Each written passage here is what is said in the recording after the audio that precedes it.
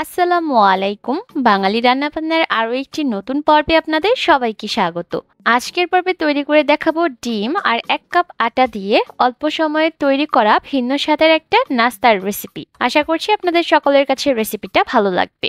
প্রথমেই একটা বাটির মধ্যে আমি নিয়েছি 1 কাপ পরিমাপে ময়দা, এর মধ্যে দিয়েছি 1/4 চা চামচ লবণ। এবার এই দুইটাকে খুব ভালোভাবে মিশিয়ে নিচ্ছি। লবণ আর ময়দা একসাথে মিশিয়ে নেওয়া হয়ে গেলে এর মধ্যে দিয়ে দিলাম 1 টেবিল চামচ রান্নার রেগুলার তেল। তেল দেওয়া হয়ে গেলে খুব ভালোভাবে ময়দার সাথে মিশিয়ে নিচ্ছি আর হাত দিয়ে ঘষে ঘষে এভাবে করে মিশিয়ে নেবেন। এতে করে তেল খুব ভালোভাবে ময়দার সাথে মিশে যাবে। ময়দার সাথে তেল মিশিয়ে নেওয়া হয়ে গেলে এবার এখানে অল্প অল্প করে পানি দিয়ে একটা খামির তৈরি করতে হবে। আমরা রুটি বা পরোটার জন্য যেভাবে খামির তৈরি করি এই খামিরটাকে সেম পদ্ধতিতে তৈরি করতে হবে।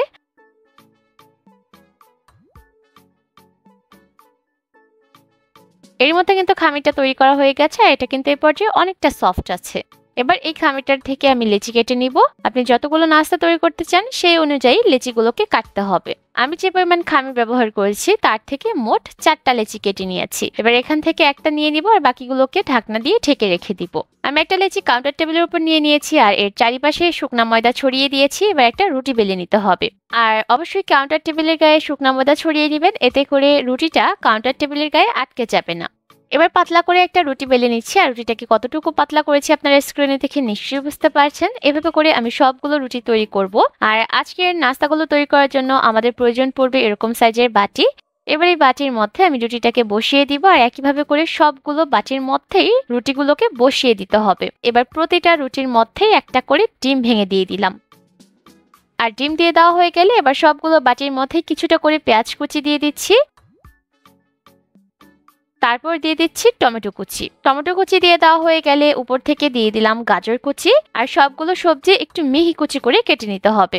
তারপর এর মধ্যে দিয়ে দিলাম কাঁচামরিচ কুচি। এবার 1 চিমটির মতো করে লবণ সবগুলো ডিমের মধ্যেই দিয়ে দিলাম। যেহেতু আটার মধ্যে লবণ ব্যবহার করেছি তাই এই পর্যায়ে লবণটা বুঝে দিতে হবে। আর সবশেষে এর মধ্যে দিয়ে দিলাম চিলি ফ্লেক্স। যে যেমন ঝাল খান সেই অনুযায়ী চিলি ফ্লেক্স দিয়ে দিতে হবে। এবার এই রুটিগুলোকে মুড়িয়ে নিতে হবে আর আমি কাজটা কিভাবে করছি আপনারা স্ক্রিনে দেখে নিশ্চয়ই বুঝতে পারছেন। আর এই প্রসেসটা একটু দ্রুত করতে হবে, যেহেতু আমরা এই রুটির মধ্যেই ডিমগুলোকে ভেঙে নিয়েছি। ডিম থাকার কারণে কিন্তু রুটিগুলো পাতলা হয়ে ছিঁড়ে যেতে পারে, তাই যত দ্রুত সম্ভব এই কাজগুলো করতে হবে। ভাজার জন্য চুলায় পর্যাপ্ত পরিমাণ তেল মিডিয়াম হিটে গরম করে নিয়েছি। এবার একে একে নাস্তাগুলোকে তেলে ছেড়ে দিলাম। চুলার আঁচটাকে এই পর্যায়ে মিডিয়াম লো হিটে রাখতে হবে আর মিডিয়াম লো হিটে রেখে নাস্তাগুলোকে উল্টে পাল্টে ভেজে নিতে হবে। কোনোভাবেই চুলার আঁচ বাড়িয়ে নাস্তাগুলোকে ভাজবেন না, তাহলে দেখা যাবে উপর থেকে খুব দ্রুত রং ধরে যাবে কিন্তু ভিতর থেকে কাঁচা থাকতে পারে। তাই শুরু থেকে শেষ পর্যন্ত চুলার আঁচ মিডিয়াম লো হিটে রেখে নাস্তাগুলোকে ভাজতে হবে। যখন নাস্তাগুলোর মধ্যে সুন্দর একটা লালচে বাদামি রং চলে আসবে তখন এই নাস্তাগুলোকে চুলা থেকে নামিয়ে নিচ্ছি। খুব অল্প সময়ে এই নাস্তাগুলো তৈরি করে আপনারা টি টাইম স্ন্যাক্স হিসেবে সার্ভ করতে পারেন। আর নাস্তাগুলো চেষ্টা করবেন গরম গরম সার্ভ করতে। একটা নাস্তা আমি কেটে দেখিয়ে দিচ্ছি আর দেখতেই পাচ্ছেন ভিতরের ডিমটা কিন্তু খুব ভালোভাবে সিদ্ধ হয়ে গেছে। বাড়িতে অবশ্যই রেসিপিটা বানিয়ে দেখবেন, আমার বিশ্বাস আপনাদের কাছে রেসিপিটা ভালো লাগবে। আজ তবে বিদায় নিচ্ছি, আল্লাহ হাফিজ।